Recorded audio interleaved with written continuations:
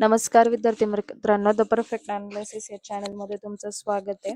MPSC pre question पेपरचं analysis आपण start केलंय. त्यामध्ये सायन्स क्वेश्चनचं अनालिसिस आपण पाहतोय. STI प्री 2013चा क्वेश्चन पेपर आज आपण पाहणार आहोत. त्यातला पहिला क्वेश्चन आहे, हृदयविकाराचा झटका येऊ नये म्हणून डॅश डॅश हे औषध वापरतात. For the prevention of the heart attack the drug that can be used is. First option आहे नॅलिडिझिक ऍसिड, ॲस्पारिन, पॅरासिटामॉल आणि रॅन्टॅक. तर आपण प्रत्येकाने कशासाठी वापरलं जातं ते पाहूयात. तर नॅलिडिझिक ऍसिड ऑप्शन नंबर फर्स्ट आहे. हे काय एक अँटीबायोटिक आहे आणि ते अँटीबायोटिक कशासाठी वापरतात? युरिनरी ट्रॅकचं इन्फेक्शन होऊ नये म्हणून, जे आपल्याला इकोलाय बॅक्टेरियामुळे होतं. म्हणजे हा ऑप्शन गेला. त्यानंतर पॅरासिटामॉल आहे. पॅरासिटामॉल कशासाठी वापरतात? ताप कमी करण्यासाठी, म्हणजे हा पण ऑप्शन गेला. त्यानंतर रॅन्टॅक आहे. रॅन्टॅक मध्ये काय करतात? रॅन्टॅक कशासाठी वापरतात? स्टमक मध्ये ऍसिडिटी प्रोड्यूस होऊ नये म्हणून वापरतात, म्हणजे रॅन्टॅक पण ऑप्शन गेला. राहिला ऑप्शन कोणता आहे? ॲस्पारिन आहे. आणि ॲस्पारिनच हार्ट अटॅक साठी का वापरतात? म्हणजे हार्ट अटॅक येऊ नये म्हणून ॲस्पारिनच का वापरतात? तर ॲस्पारिन मध्ये काय असतं? सॅलिसायलिक ऍसिड असतं.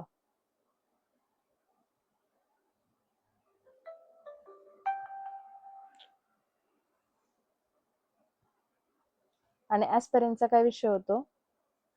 ते ब्लडचं क्लॉट होऊन देत नाही.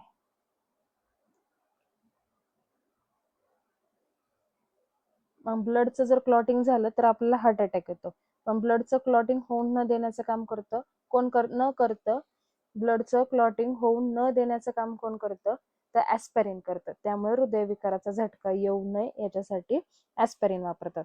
त्यानंतर 72 नोव्हेंबरचा क्वेश्चन, सार्वजनिक सभागृहात किंवा प्रेक्षागृहात ध्वनी विषयक दर्जा हा निकृष्ट ठरण्याचं कारण काय असतं? Dash dash is the cause of the bad quality of sound in an auditorium or in a public audience. कशामुळे होतं हे? तर रिव्हर्बटेशन. हा फिनॉमिना नक्की काय? की मेन भिंतीला, समजा इथे एखादी व्यक्ती बोलते, भिंतीला जाऊन तो साऊंड प्रोड्यूस रिफ्लेक्ट होऊन परत येण्याआधीच त्याचे प्रतिध्वनी तयार झालेले असतात. मग ते काय करून आणतं? रिव्हर्बटेशन करून आणतो. आवाज घुमत राहतो. त्याला काय म्हटलं? त्याच्यामुळे काय होतं? ऑडिटोरियम मधला जे ध्वनीचा दर्जा आहे तो निकृष्ट ठरतो. म्हणून याचं करेक्ट आन्सर आहे रिव्हर्बिटेशन. त्यानंतर dash dash is used for the depth of the sea is determined by dash dash. समुद्राची खोली मोजण्यासाठी काय वापरतात? वर्णलेखन तंत्रज्ञान, सोनार तंत्रज्ञान, निष्कर्षण तंत्रज्ञान, अपवर्तनाकमामी refractometer. Chromatography technique. Chromatography technique कशासाठी वापरतात? एखादं कॉम्प्लेक्स मिक्सचर असेल तर त्या कॉम्प्लेक्स मिक्सचर मधून इंडिव्हिज्युअल कंपाऊंड बाहेर काढण्यासाठी आपण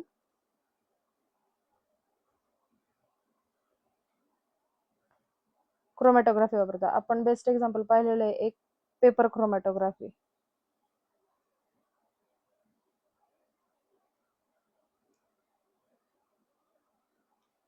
त्यानंतर एक्सट्रॅक्शन टेक्निक. एक्सट्रॅक्शन कशासाठी करतात? एखादा टार्गेट सबस्टन्स असतो, टार्गेटेड सबस्टन्स, तो त्या कॉम्प्लेक्स सबस्टन्स मधून बाहेर काढण्यासाठी एक्सट्रॅक्शन वापरतात. एक्सट्रॅक्शन मेथड वापरतात.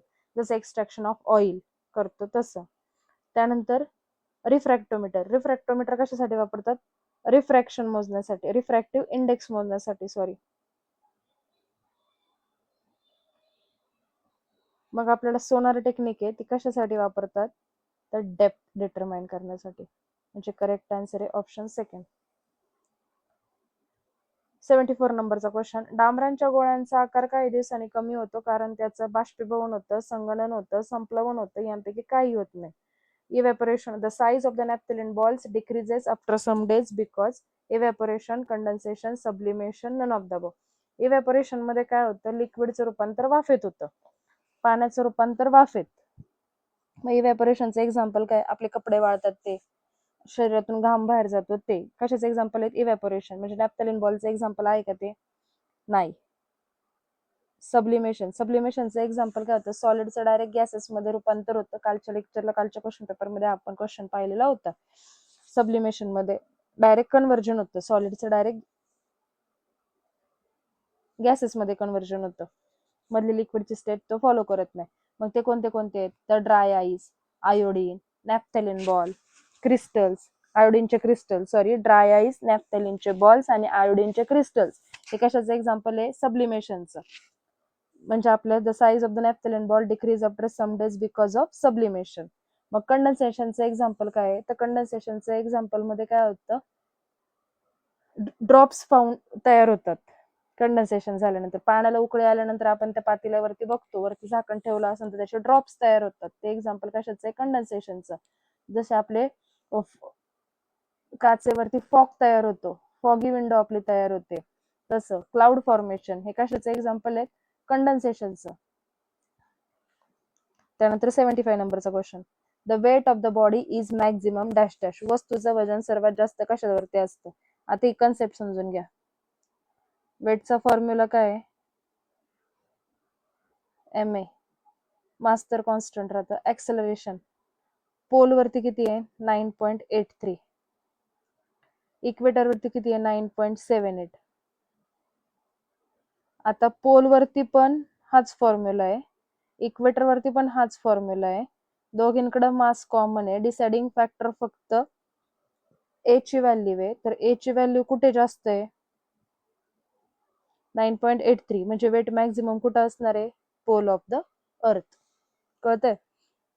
त्यानंतर स्टेनलेस स्टील हे कशाचं संमिश्रण आहे, लोखंड आणि कार्बनचं, लोखंड आणि क्रोमियम निकेलचं, लोखंड क्रोमियम कोबाल्टचं, लोखंड टीन आणि कार्बनचं. Stainless steel is an alloy of iron and carbon, iron chromium and nickel, iron chromium and cobalt, iron tin और कार्बन. स्टेनलेस स्टील मध्ये आता सगळीकडे आपण तर पाहिलंय आयर्न.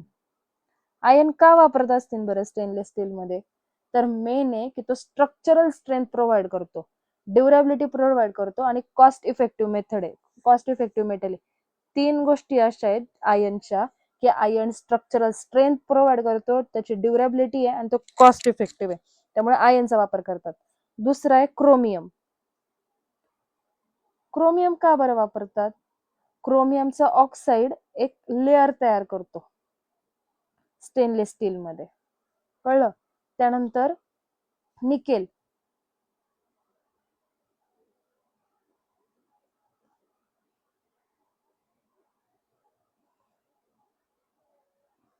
निकेलमुळे काय होतं, तर स्टील आहे ते इझिली वेल्ड होतं, म्हणजे इझिली त्या स्टीलला आकार देता येतो, त्याच्यामुळे आपण काय वापरतो, निकेल. अशा 3 गोष्टी आहेत, आयर्न, क्रोमियम आणि निकेल. 78 नंबरचा क्वेश्चन, डेटॉल मधला हा मुख्य घटक असतो, तर कोणता. बिथिनॉल कशामध्ये, मी हा क्वेश्चन इंग्लिश मध्येच रीड करेल, मराठीमध्ये त्याचं प्रोनाउन्सिएशन अवघड आहे. बिथिनॉल तेच दिलंय फक्त मराठीमध्ये. हा अँटीसेप्टिक आहे, बिथिनॉल अँटीसेप्टिक आहे आणि तो सोप मध्ये वापरला जातो. बोरिक ऍसिड, बोरिक ऍसिड कशासाठी वापरतात, तर फंगल इन्फेक्शन जर झालं असेल तर त्याच्यासाठी बोरिक ऍसिड वापरतात.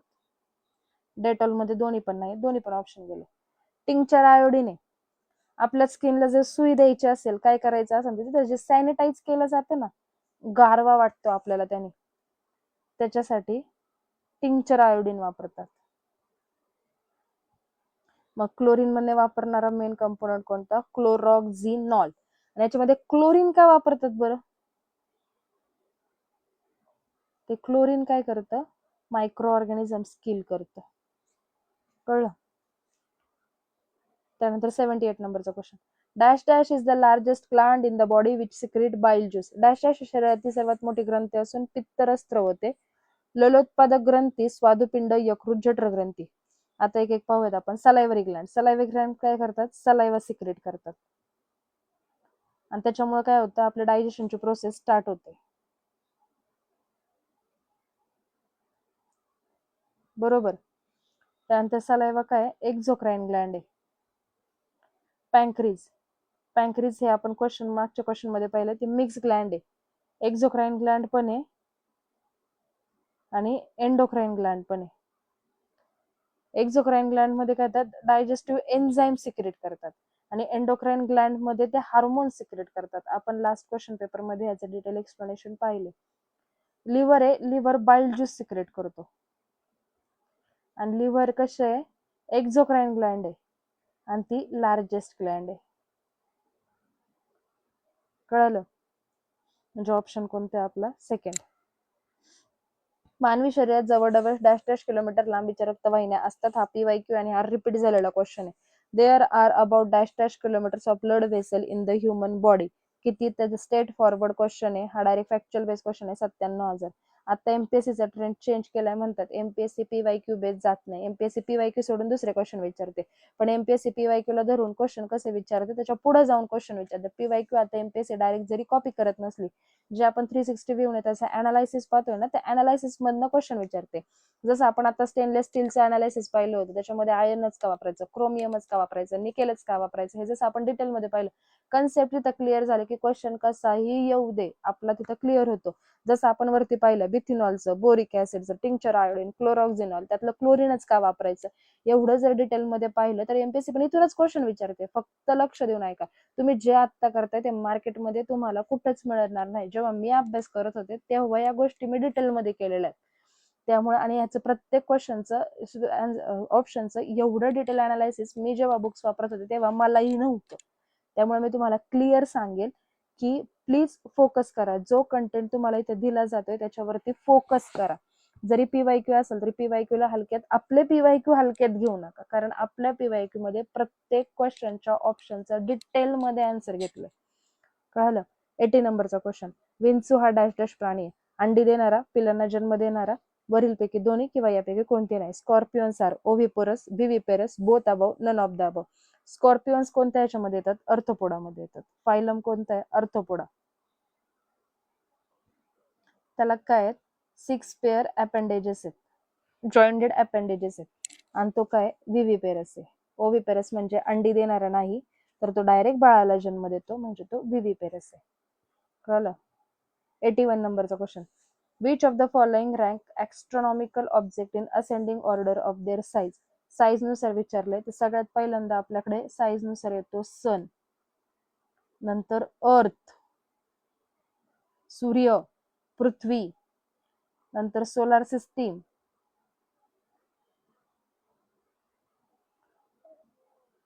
गॅलेक्सी, आणि नंतर युनिवर्स. आपला ऑप्शन कुठे आहे? सोलर सिस्टीम अर्थ नाही होत. युनिवर्स, गॅलेक्सी, सोलर सिस्टीम, अर्थ, सन. उलटी ऑर्डर दिली का यांनी? Option first is our correct answer. 82. घरातील वीज परिपथ जोडणी ही समांतर जोडणी असते, कारण जास्त विद्युत भार मिळवण्यासाठी विद्युत धारा मिळवण्यासाठी ही जोडणी सोपी असते. वरीलपैकी कोणतंही नाही. Housing wire is made up with all points in parallel connection. का बरं? आपल्याला फॉर्म्युला काय सांगतो? VIR. जर रेजिस्टन्स वाढला तर करंट कमी होणार आहे, बरोबर? आणि पॅरलल मध्ये काय होतं? रेजिस्टन्स हा कमी राहतो आणि सिरीज मध्ये रेजिस्टन्स जास्त असतो, बरोबर? आणि जर रेजिस्टन्स कमी असं राहिला तरच आपल्याला करंट चांगला भेटू शकेल. त्यामुळे घरातल्या ज्या गोष्टी आहेत, वायरिंग आहे, ती कशासाठी पॅरलल कनेक्शन मध्ये ठेवली जाते, तर आपल्याला जास्तीत जास्त करंट भेटावा म्हणून. खालीलपैकी कोणत्या धातूंचे मध्य तांबे व लोखंड असते? मॅलाशाइट, क्लोराइड आणि अझुराइट हे सगळे कॉपरचे ओर्स आहेत. हे तीनही.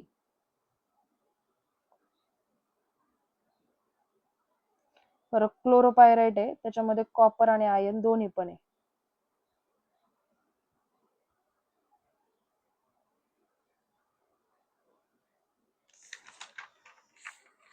एका माध्यमाकडून दुसऱ्या माध्यमाकडे प्रकाशाचे वक्र किरण जात असताना त्याला डॅश डॅश म्हणून ओळखले जाते. The bending of beam of light when it passes obliquely from one medium to another it is known as. समजा हा सरफेस आहे, इकडनं लाईट पास होते, इन्सिडेंट लाईट आहे. इकडे जर लाईट बॅक झाली तर ही कोणती लाईट आहे? Reflected light. पण हीच लाईट जर पुढे गेली तर त्याला काय म्हटलं तर रिफ्रॅक्शन. मग ही पुढे जाताना लाईट काय होते? काही वेळेस अशी अँगल मध्ये डेव्हिएशन होते. इथे डायग्राम नीट समजून घ्या. इथे आलं असं डेव्हिएशन, इथं वळाली ना त्याला म्हटलं जातं डेव्हिएशन. जी लाईट आतमध्ये पास झाली तिला म्हटलं तर रिफ्रॅक्शन. डिस्पर्शन प्रिझमचं एक्झाम्पल आपण पाहतो. इन्सिडेंट लाईट, त्याचं 7 कलर्स मध्ये डिस्पर्शन आपल्याला दिसतं. स्पेक्ट्रम हे त्याचं आदर्श उदाहरण. आणि रिफ्लेक्शन हे जे पाठीमागे येतं ते. कळालं? इथं सांगितलंय ते. म्हणजे याचं एक्झाम्पल काय, आन्सर काय, ऑप्शन सेकंड. त्यानंतर main symptoms of Gambian fever is dash dash. कोणतं आहे? तर हेडॅक.